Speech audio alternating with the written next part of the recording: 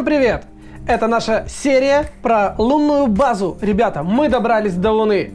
И сейчас мы вам покажем, что мы придумали здесь построить. Мы с напарником долго думали, где бы основать нашу базу. И нам не приходило ничего интереснее, чем сделать ее в кратере. Но это же Луна, конечно же в кратере.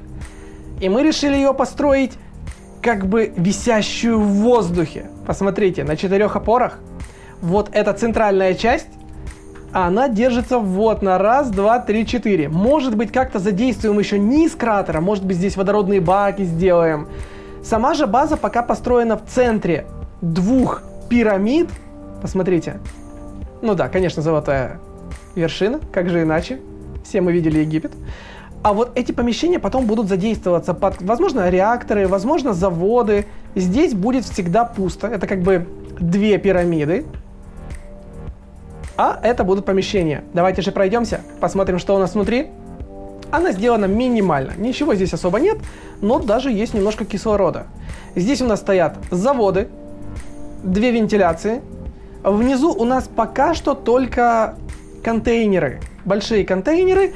И вот тут будут двери, чтобы выдвигаться, расширять базу в помещения боковые. Внутри пирамиды. Но, как видите, варить тут не переварить сколько всего. На 2 этаже у нас, если я верно помню, просто сборщики стоят. Но, конечно, пока с окнами. Очень красивый вид, просто Луна. Это первая планета, первый спутник, куда мы улетели после Земли. И хотелось бы побольше красивого вида. Даже вот немножко Землю видно из этого кратера. Здесь у нас 2 сборщика. А 3-й этаж это буквально покер, сигары, диваны, мини-бар. Опять же, на каждой базе должен быть мини-бар. Это же выживач. Space Engineers в этом плане очень хорошо себя показывают. Нету 7 видов болезней желудка, как в остальных играх, таблеток, порошочков. Здесь все решается одним вопросом. У тебя открыт шлем? Или шлем нужно закрыть? Все, это игра про инженеров. И за это мы ее любим. Вся эта передняя часть, вот это лунное поле, это будет наша лунная верфь. Вот наш Феникс, наш Цербер припаркован, конвейер выведен аккуратно через гору. Посмотрите, как мы придумали. Вот просто он выходит, аккуратно попадает в гору. Здесь разводка конвейеров в стороны для стыковки. И вот, собственно, наша верфь. Вот наш Цербер. Тот корабль, который добыл наш первый уран и вообще сделал возможным перелет куда-либо без солнечных батарей. И возможность строить ионные двигатели. Ребят, вот здесь планируется размещать много кораблей. Мы потом сделаем много вот таких вот площадок, где закладывать первый корабль. Первое шасси, собственно, начинать строить. И здесь мы будем экспериментировать с разными бэтлшипами, линкорами, может техническими кораблями, может построим какие-то грузовички. Построим первый нормальный буровик. Мы же играем в режиме выживания. Здесь это не креатив, мы все добываем. Мы теряем здоровье, вот видите, уходит энергия, все это есть, мы все добываем, мы не упускаем львиный кусок геймплея тем, что в креативе тыкаем блоки или удаляем их. Мы все делаем в режиме выживания, так сказать, показываем на чистоту, без фейков. Красавец, конечно, получился наш Феникс. Красота. Я лично в восторге, это один из первых моих больших кораблей. Такие теплые к нему чувства. Вот здесь вот мы уже прыжковый двигатель сделали, доварили его, немножко добавили неона. Собственно, на нем-то мы сюда и прилетели, потому что наш first base, сейчас посмотрим, где он, секунду, 160 километров, вон там на Земле, видите? Буквально 1 прыжок. Если я верно помню, наш красавец, наш Феникс, он прыгает на 2000 километров. К Марсу примерно 200, если я верно помню.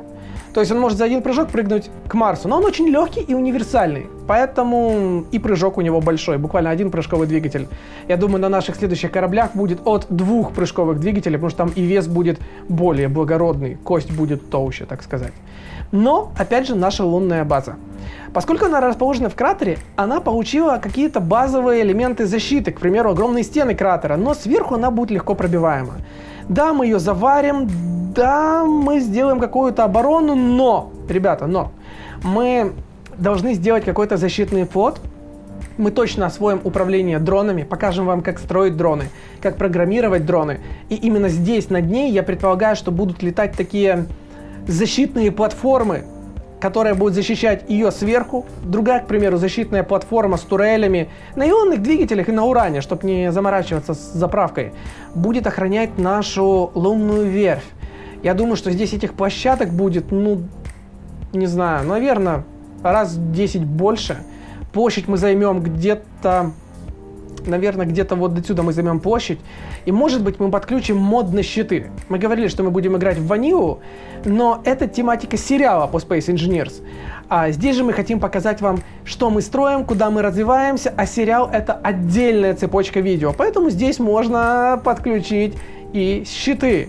Как минимум это приятнее, потому что не надо будет все это варить после первого же боя, когда нас польют 8 гатлингов там каким-то шквальным огнем. Возможно, если мы подключим щиты, тогда и нашу пирамиду, нашу лунную базу мы закроем тоже щитом. Но опять же, мне хотелось бы еще реализовать ее связь по лазерным антеннам, скажем, с Марсом, с нашей какой-то космической станцией, которую мы построим где-то, ну, минимум в 100 километрах отсюда. Мы хотим же построить нашу МКС. Но хотим построить ее, да, приближенную к реальной жизни, там будут видны какие-то конвейеры, там она будет все-таки блочная, чтобы было похоже на что-то из нашего времени хотя бы примерно. Но опять же, когда мы будем там с моим напарником, как управлять дронами, которые будут здесь, только по лазерной связи. Поэтому все эти тесты еще впереди. Ребята, я надеюсь, вам понравилась наша лунная база. Мы ее будем достраивать, дотюнивать. Вернемся через секунду. Мы немного достроили нашу лунную базу. Мы начинаем с обзора того, что мы сделали внутри. Потому что, наверное, это будет интереснее всего. Ну и, конечно, потом мы пройдем на нашу верфь, на наше поле для постройки кораблей. В основном здесь мы добавили только блок внизу. В нижнем блоке мы добавили производство водорода. Потому что, ребят, без водорода очень прям грустно. Ну, прям очень. Где мой фонарик? Где мой фонарик? Вот пару баков построили. Генераторы кислорода, водорода, как я и говорил, это помещение, это расширение нижней части пирамиды. Вот, видно, что это пирамида. Здесь потом, может, будут кислородные баки еще, может, добавим еще пару генераторов, но пока что все это заправляется очень бодро. Все эти баки построены для того, чтобы на нашей верфи всегда был водород. Чтобы, если что-то будет не только ионное, а и водородное, мы могли очень бодро и быстро это заправить. И не заморачивались ни с чем. Вот такие вот дисплеи мы здесь построили. Энергопотребление и плюс количество водорода. Почему дисплей стоит именно здесь? Ребят, лень — двигатель прогресса. Сейчас я вам покажу почему. Сейчас мой напарник закрыл. Для того, чтобы можно было подлететь, а не заходить вовнутрь и посмотреть, сколько осталось топлива. Итак, не летая, спокойно, по-человечески сейчас выходим. Выходим на наше поле. И у нас тут есть пару обновочек. Как вы видите, поле стало немножко заполнение, так сказать. Начнем с того, что Цербер — это классно. Он добыл нам первый уран. На нем добывать очень приятно, потому что он водородный. Но, ребят, для постройки больших бэтлшипов, линкоров нужно что-то посерьезнее. Как минимум буровик на большой сетке. Знакомьтесь, это наш Rusty. Наш ржавый буровик. Он, конечно, будет еще проходить много модернизаций, поскольку буры будут добавляться. Пока что добывать удобно. Он привозит где-то 1 100 000 любой руды. Соответственно, Цербер привозил почти 100. В 10 раз, ребят. Он сделан так, чтобы можно было прямо из кабины видеть, куда летишь, что буришь. Кабина в нем довольно большая. Давайте я вам покажу внутри. Здесь, конечно же, есть кислород. Есть комнатка. Есть даже кровать. Вот, собственно, вентиляция. И кабина. Посмотрите, как здесь уютно. Видно, что у вас впереди, видно, какую руду вы добываете. Боковой обзор есть, потому что в шахтах не всегда удобно, в шахтах не всегда видно, что ты буришь. И самый такой чит, такой легкий и простой, это прожектор, ребят. Прожекторы показывают визуально, быстро вам показывают расстояние до ближайшей стены в шахте. Удобно очень ориентироваться, понимаешь, сколько у тебя места слева, сколько справа. Обычная система конвейеров, извлекателей, большой детектор руды, 150 метров, ребята, бьет на 150 метров. Наш буровичок в кармане бьет на 25, если я верно помню. И он полностью ионный. Мы же на Луне. Гравитация 0,25. Посмотрите справа. 0,25. На Земле была гравитация 1G. Так вот, при 1G он бы просто рухнул на поверхность, потому что ионные двигатели вообще бы это не вытянули. Наш Феникс, а это прототип таранного бэтлшипа или фрегата. Мы еще не определились с размером. У него будет тяжело бронированный нос. Кстати, не факт, что он доживет и будет построен. Это прототип. Здесь у нас прототип как бы корабля полумесяца, но мне не понравился дизайн, не понравился концепт тем, что он совсем круглый. Он похож чем-то на материнский корабль дронов из Star Wars, но не совсем применимо, мало места будет для каких-то палуб, для какого-то ангара, дронов или даже пилотируемых истребителей. Его надо будет увеличивать и потеряется вот этот дизайн. Наверное, будем строить по-другому или же как уважающие себя пираты. Вот у нас есть красные метки, вокруг нас куча ботов, куча врагов, ребят. Мы можем просто полететь и где-то что-то позаимствовать, и даже не у пиратов. Ну, это уже совершенно другая история, совершенно о другом видео. Это прототип корабля. Если вы смотрели сериал «Крейсер Галактика», дизайн будет чем-то похож. У него будет две гондолы. Возможно, для дронов, возможно, для истребителей, возможно, для ракетниц, возможно, для управляемых боеголовок. Это еще все решается. Большой топливный отсек, коридор. Опять же, это как бы фойе, центральный вход. Комната то ли для реактора, то ли для отдыха. Генераторная и здоровенный красивенный мостик.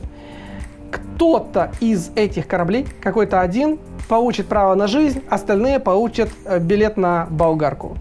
Для того, чтобы разрабатывать такие большие корабли, и если у вас есть какие-то сложности с визуализацией этих кораблей, можно строить вот такие вот макеты, ребят, на малой сетке. Просто строить макеты и прикидывать, какой корабль уже будет на большой сетке. К примеру, вот этот вот прототип, вот этот вот макет на малой сетке реализован в таком уже размере. Как бы намного удобнее. Это мы построили для примера, чтобы показать, что можно строить еще и так. Феникс строился без макета, но идея Феникса у меня как бы четко была в голове. Я, грубо говоря, его просто как вырезал из дерева, я не знаю. Идея уже была, просто надо было ее реализовать. И опять же, площадки увеличиваются. Мы на этом поле захватываем больше места. Все это будет расти и увеличиваться. И именно здесь будут появляться наши самые смелые концепты. Наши самые смелые эксперименты, ребят. Напарник что-то заделал. Хорошо, что там было ничего не проварено. Нет, все нормально, все нормально. Ребят, мы обосновались на Луне. У нас появилась лунная верфь. И у нас заложено 3 новых корабля. Если вам понравилось это видео, ребят, жмите большой палец, звоним во все колокола и пишем комментарии. Нам тоже важно видеть, что вам интересны эти серии, и будет приятнее и легче снимать новые серии по любимой нами игре Space Engineers. Всем пока!